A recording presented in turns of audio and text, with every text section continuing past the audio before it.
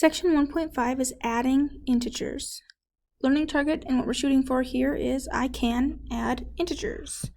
One way to add integers is to use a number line. To add a negative number, we move to the left because negative numbers are to the left of 0. To add a positive integer, we move to the right because positive integers are to the right of 0. So that helps us remember. But really what we're talking about here when we're adding integers is being left or right, either negative or positive, to the number we start with. So in example 1, we're going to use a number line to find the following sums. So here we are going to start at 3. So we're going to start here. And we're going to add negative 9. Negative means we go to the left. So I'm going to go 9 places. 1, 2, 3, 4, 5, 6, 7, 8, 9. And we end up at negative 6. So this is going to give us negative 6. On B, we are going to start at negative 5. And we're adding a positive 3. Positive numbers go to the right, so we are going to go 3 places to the right. 1, 2, 3. And we end at negative 2. So negative 2 is our solution there. So the positive or negative tells us which way. Negative means we go left, just like negative numbers on a number line from 0. Positive numbers mean we go right, just like positive numbers on a number line from 0. Go ahead and give these a try. Number 1, we are going to start at negative 11. And we are going to move 6 places. It's positive 6, so we're going to go to the right. 1, 2, 3, 4, 5, 6. And we end at negative 5, so negative 5 is our solution.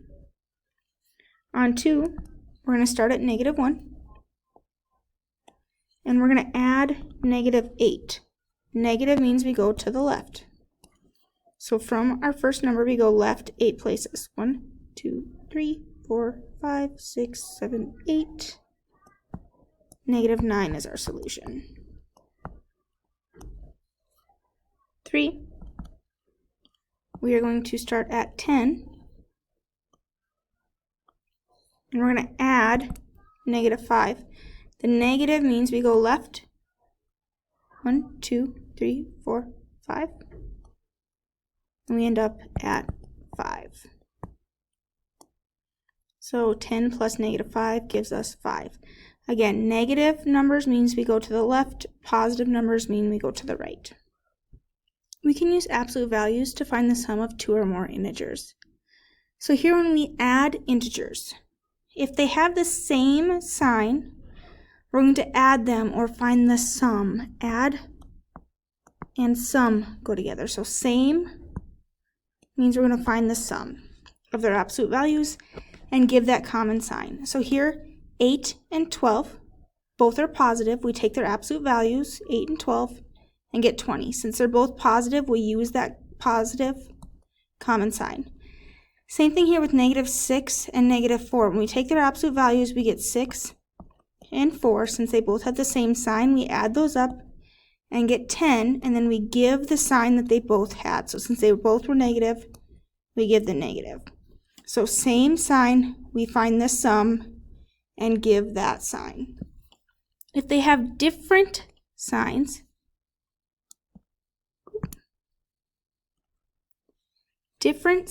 we find the difference. We subtract. Another word for subtraction is to find the difference. So we always take the lesser absolute value from the greater absolute value. So once we take our absolute values, it's always the bigger one minus the smaller one.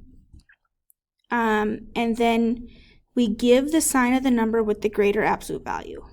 So here, absolute value of 5 is 5. Absolute value of negative 8 is 8. Remember, absolute value is how far they are away. Of those two, 8 is bigger, so we take 8 minus 5, which gives me 3.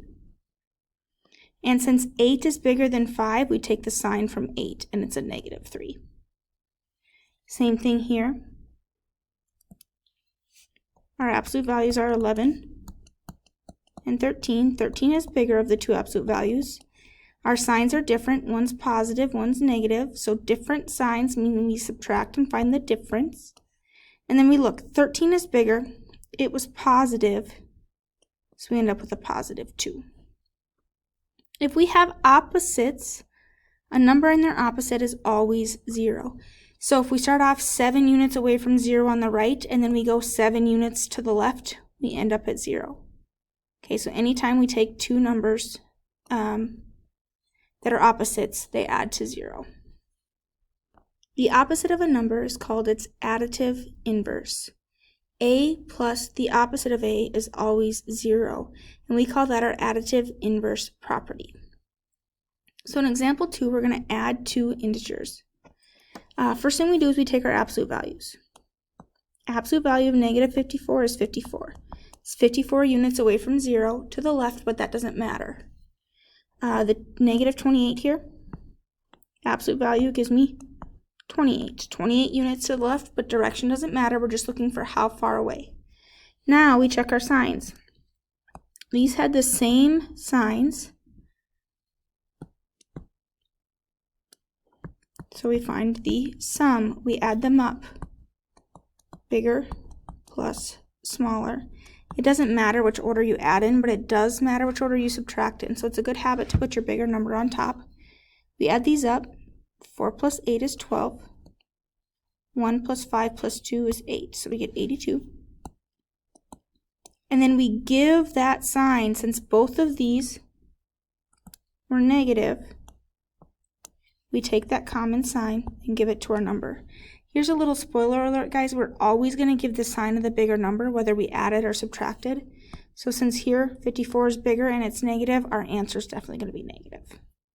And on B, again, our first step is to take our absolute values. We want just those number parts, how far away from 0.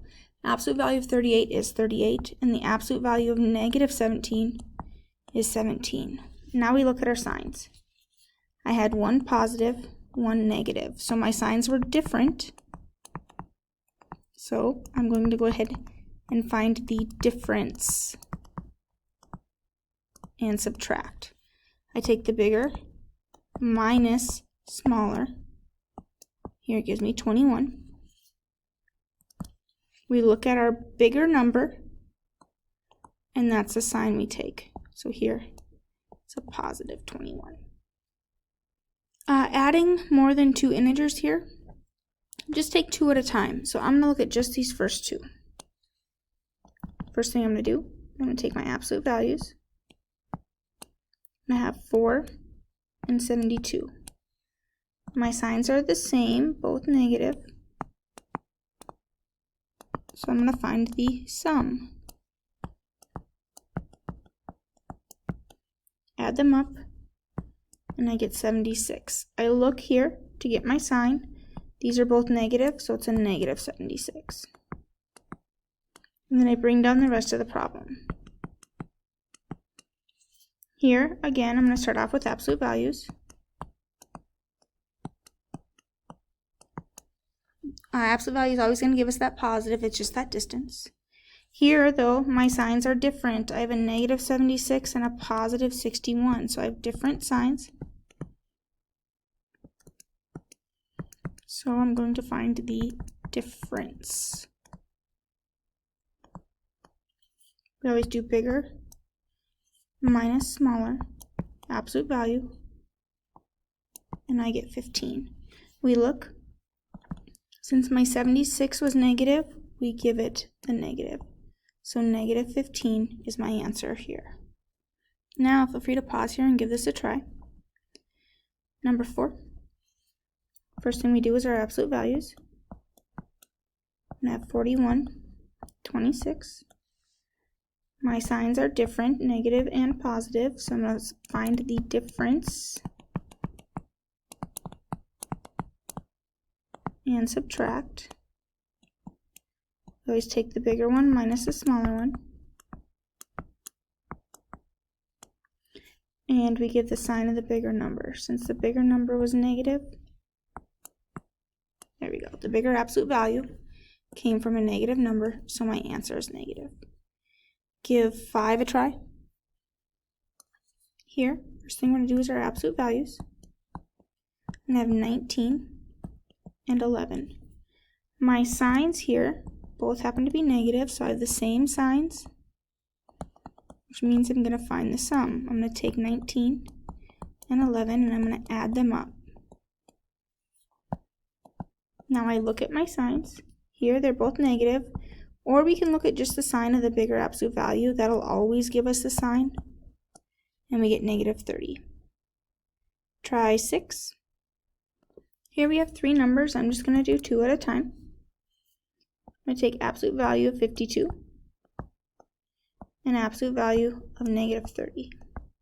So again, I'm just doing the first 2 at a time. My signs are different. One's positive, one's negative, so different signs. Means I'm going to find the difference and go ahead and subtract them. We always take our bigger absolute value minus our smaller absolute value. And then we look. 52 was positive, so I'm going to keep it a positive 22. I always take the sign of the bigger number.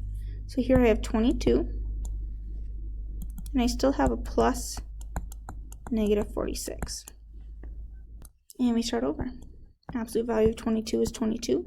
Absolute value of negative 46 is 46. My signs were positive and negative, so different signs. I'm going to go ahead and find the difference. Bigger minus smaller. And we look, the bigger absolute value is 46. That came from a negative number, so my answer is negative. We should get negative 24. In example 4, we're going to do the same thing, but here we start off with variable expressions. So we have to do that very first step of substitution first. Everywhere I see an x, I'm going to plug in a 22. Everywhere I see a y, I'm going to plug in a negative 12. So for a, the very first thing I see is x, so I have 22.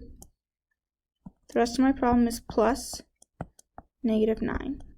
So once we get to here, it's just like we've been doing. We take our absolute values.